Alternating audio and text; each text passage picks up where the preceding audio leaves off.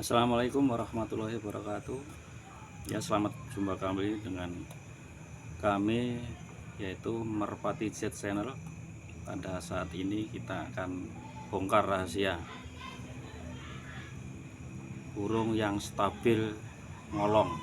Ini berhubungan dengan merpati kolong ya. Maksudnya stabil ngolong itu di antara 10 kali terbangan itu meleset paling tidak 1 atau 2 kali itu tidak ngolong. Jadi 8 kali ngolong, jadi bukan kebetulan ngolong gitu ya, yang spesial ngolong gitu. Oke, dari mana sih ini akan saya contohkan. Ini merpati saya ini stabil ngolong, tapi memang belum juara ya, sebabnya masih rampas, ini mau rampas ini penjawatnya sebentar lagi, sedikit lagi, jadi satu giringan lagi mungkin akan ikut lomba merpati kolong di Samarinda. Masalah menang dan kalah itu hoki-hokian ya, jadi termasuk bejo-bejan. Oke, supaya kita mendapatkan merpati yang stabil kolong itu jelasnya satu, mantau langsung di lapangan, orang lagi ngelop, nah itu dipantau, nah kemudian dibeli ya. Tuh, kemudian jangan sekali 2 kali aja mantaunya, jadi setiap kali, jadi ingati burung itu terus, setiap kali di lapangan ngolong terus atau tidak. Kalau ngolong terus berarti kita bidik dia, kemudian kita nego ya. Ya itu tergantung keberanian kita aja. Kalau kita berani ya beli, kalau tidak ya kemungkinan belajar lagi, belajar mungkin dari bawah lah ya. Kalau kita orang-orang yang mungkin nggak berani beli di lapangan gitu ya. Jadi ini saya beli pada waktu orang yang set atau ngelob di lapangan, dan ini ngolong terus, digandeng, selalu mimpin di depan. Nah jadi saya beli ya, nggak usah saya utarakan berapa nilainya, terpenting kita untuk bongkar rahasianya aja. Mungkin ada kriteria-kriteria ciri-cirinya yang terlihat di sini. Kita mulai dari kepala ya. Kepala di sini yang jelas berhubungan dengan kinerja dia adalah satu, mulai dari cucuk ya. Cucuknya itu semacam segitiga itu. Segitiga, tidak terlalu panjang juga tidak terlalu pendek. Jadi sedang ya. Tidak terlalu panjang juga tidak terlalu pendek. Kemudian di sini ada hidung. Hidungnya ini tidak besar ya, ininya pupilnya tidak besar, pupil ya, ini apa namanya ini ya. Nah itu tidak besar.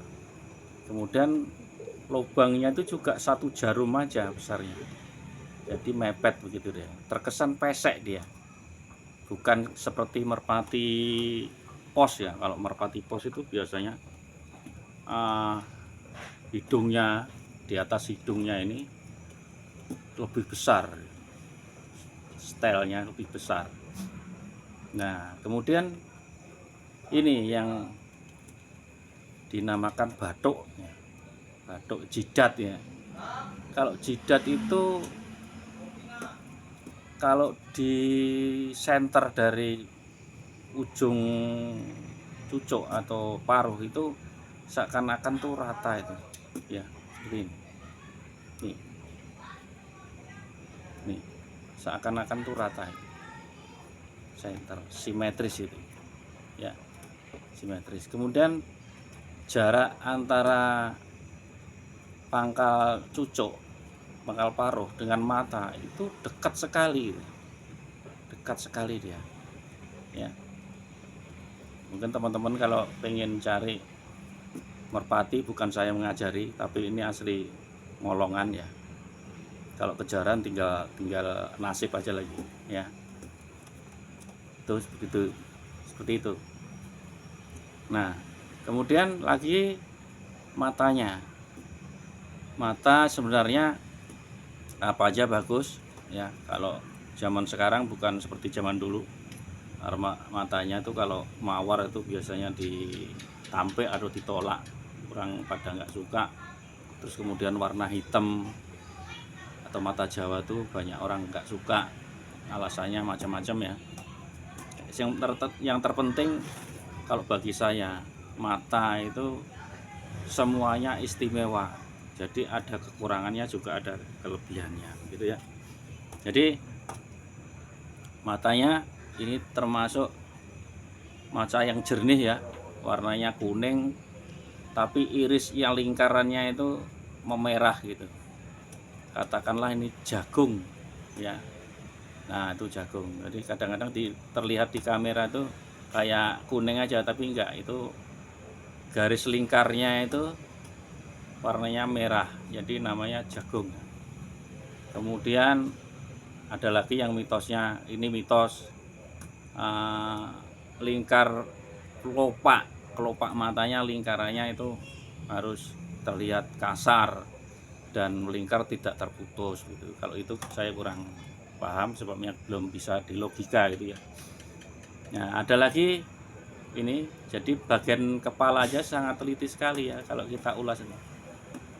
Ada garis legok atau garis ke dalam ya, seperti katakanlah garis air gitu ya, air angin gitu, dari sini ke bawah, ini di bawah mata itu. Jadi bukan di sini, tapi ini di bawahnya, mulai dari belahan cucuk ini ke belakang nih, ke bawah sini nih, ke sini arahnya tuh. Ini kalau dilogikakan jelas, maksudnya dinalarkan jelas, terpaan angin itu tidak langsung ke bola matanya, jadi lewat ke sisi matanya. Sebabnya namanya burung itu terbang itu jelasnya di atas menerjang angin yang sangat deras, apalagi dia turun ke bawah losdor gitu ya, itu jelasnya ya angin yang bertiup di sisi kanan kirinya, seperti kita naik sepeda motor aja, kalau laju jelasnya angin yang di kuping kita aja rasanya itu, kalau orang Jawa itu namanya gembrubuk gitu, itu saking lajunya itu. Seperti juga ini merpati juga gitu, sama aja. Jadi dia di atas itu terbang tuh dengan kecepatan yang sekian cc nya, kita tidak bisa mengukur ya, mungkin per jamnya aja mungkin kita meniti gitu. Nah, kemudian setelah itu jelasnya bentuk kepala dari kesemuanya itu, kalau saya pegang begini, kemudian ini dilingkarkan, kemudian dikembalikan ke depan sampai cucuk, ini seperti jambe ya, jambe muda itu ya, kalau orang Jawa ini jambe. Nah, kemudian ini kalau siang, kalau malam nggak kelihatan ya, leher ini kokoh, ini sangat kokoh sekali, tebel maksudnya bukan tebel bulunya ya, tebel dalamnya, tulangannya itu tebal, besar gitu ya, kokoh gitu. Jadi kalau siang hari ini nggak kelihatan, kalau malam hari ya. Ini kalau sedang bekur itu sambil jingkat-jingkat itu kayak angka 7.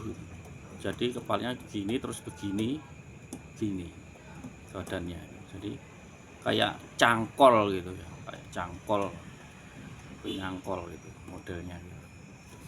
Nah, setelah lehernya itu nggak usah terlalu panjang juga, nggak terlalu pendek, jadi yang sedang-sedang aja ya, seperti ini, sedang-sedang aja. Nah, ini saya sudah buktikan, sebabnya makanya saya berani kasih tahu, ini bukti nyata gitu loh, yang ciri-cirinya seperti ini. Kemudian kita melangkah ke sayap ya, yang sering ditanyakan atau sering dijadikan perbincangan lah, katakanlah itu tentang lar ya. Larnya seperti ini. seperti ini. Nah, ujungnya itu enggak runcing ya memang. Jadi kayak seakan-akan tuh rampak gitu ya. Ya, coba perhatikan lagi. Tuh. Tuh ya. Gini ini. Nah. Ya. Nah, bundel-bundel. Ini rampas 2 kali ya. Burung ini masih muda, rampas 2 kali. Kanan kiri sama ini modelnya. Cuma ini masih penjawat. Nah, saya eman-eman, saya simpan aja dulu. Ya. Nih. Ya, kemudian bentuknya itu ngungung itu. Kalau dari depan itu seperti apa ya, ngungung begini posisinya, nggak ngelembek gitu, enggak. Jadi ini ngungung gitu. bentuk sayapnya, bentuk sayap ke sini ya. Jadi ngungung ya. Ngungung ini. Jadi kalau sayap tuh bisa ngungung, jadi terlihat nanti kalau dia terbang naik ke atas itu bisa cari angin misalnya, cari angin untuk naik ke atas. Tipenya begitu. Jadi enggak, kalau yang renggang-renggang jelasnya kan jelas secara logika itu angin itu masuk ke sela-selanya sayap itu. Jadi modelnya kayak boros angin seperti itu, dan kecepatannya jelas kurang. Ya, istilahnya demikian itu ya. Jadi untuk sayap jelasnya begitu kriterianya. Yang jelas untuk yang burung saya ini begitu. Mungkin ada beda lagi yang mungkin runcing tapi lebih panjang, kemungkinan saja bisa terjadi ya. Runcing tapi panjang, mungkin sampai hampir menyentuh ekor belakang tuh ya, gitu. Jadi kemudian ekornya itu juga dari sayap tidak terlalu berpaut jauh ya, mungkin sekitar ini 2 cm. Nah, kemudian ada juga yang menghitung masalah pinggang nih ya, pangkal daripada ekor itu cari yang rapat ya, cari yang rapat supaya apa, nanti kalau turun dia tidak ngegol gitu. Kalau nggak rapat jelasnya bisa muntir sana, bisa muntir sini gitu ya, tidak ngegol kan. Kalau kita tidak joget kalau ke bawahnya gitu, ekornya gitu. Kalau bisa langsung turunnya losdor gitu. Itu ekornya demikian itu. Nah, kemudian selain itu kalau dipegang itu enak itu ya, kakinya itu tak ada perlawanan sama sekali, enak nol gitu ya. Ini memang burung player ya, sudah jadi. Jadi kalau burung yang belum player kemungkinan berbeda dengan ini. Oke, kemudian tulangan jelasnya yang lambang daripada mewakili tulang-tulang yang lainnya itu tidak bisa dipungkiri adalah capit udang. Itu wakil dari semua tulang yang ada, itu wakilnya di supit udangnya ini. Nah, jarak kerapatannya ini kalau saya sendiri ini sudah sesuai dengan kriteria saya, cuman setengah senti jaraknya, setengah senti aja rapat, tidak terlalu keras.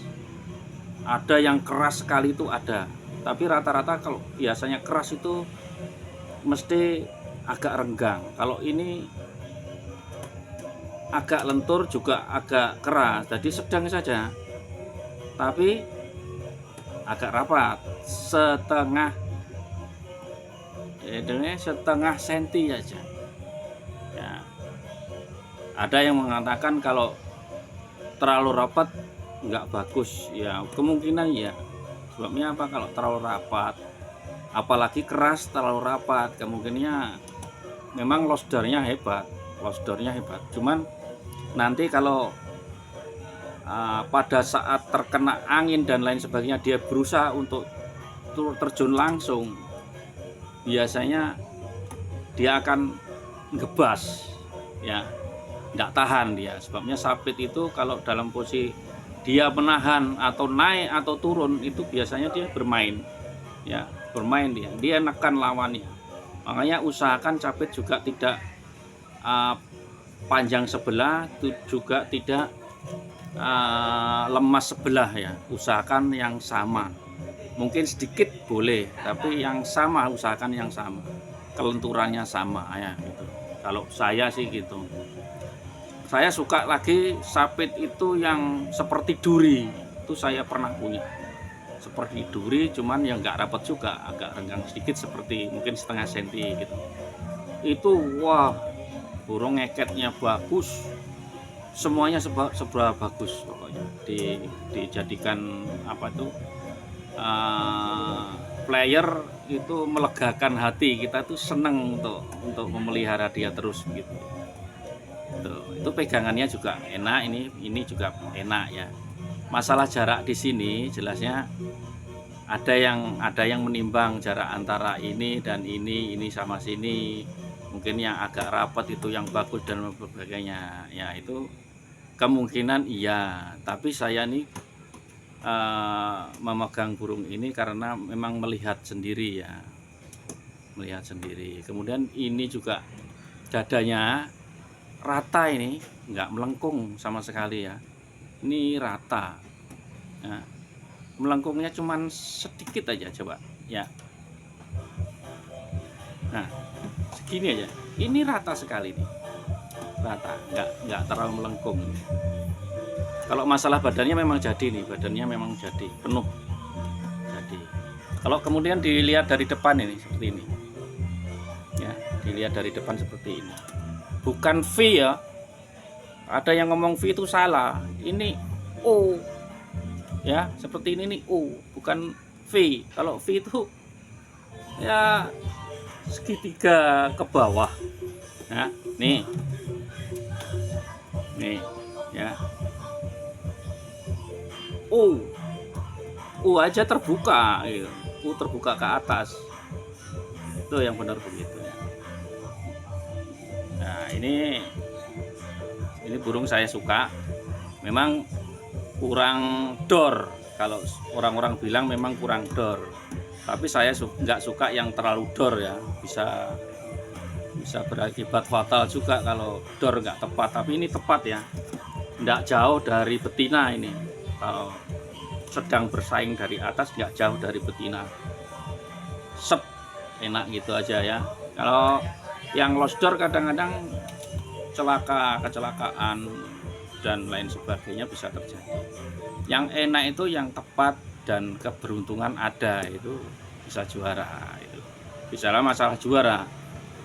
Nah itu saya bongkar ya, seperti itu. Kalau cari burung ya, kalau pengen yang bagus sesuai dengan kehendak hati, terjun ke lapangan, bidik mana kira-kira yang paling bagus, atau menurut umur. Umpamanya ada piye melar 2 sedang terbang tapi ngolong terus, itu tanyakan dijual kah gitu. Kalau dijual ambil, itu jangan satu-satunya itu. Kalau dan yang kita nggak mampu ya seperti ini, sudah saya bongkarkan ciri-cirinya seperti ini. Mungkin aja ya dulu. Semoga bermanfaat bagi teman-teman. Ingat, like, subscribe, komen-komen, kita sharing-sharing ya, kita sharing-sharing. Saya pun biarpun tua begini tetap belajar dan belajar. Ada lagi player saya yang bentuknya agak beda, agak panjang sedikit dari ini. Kita nanti akan review lagi ya. Oke, jangan lupa like, subscribe yang banyak-banyak ya. Terima kasih sebelumnya. Assalamualaikum warahmatullahi wabarakatuh. Selam 4 tiang.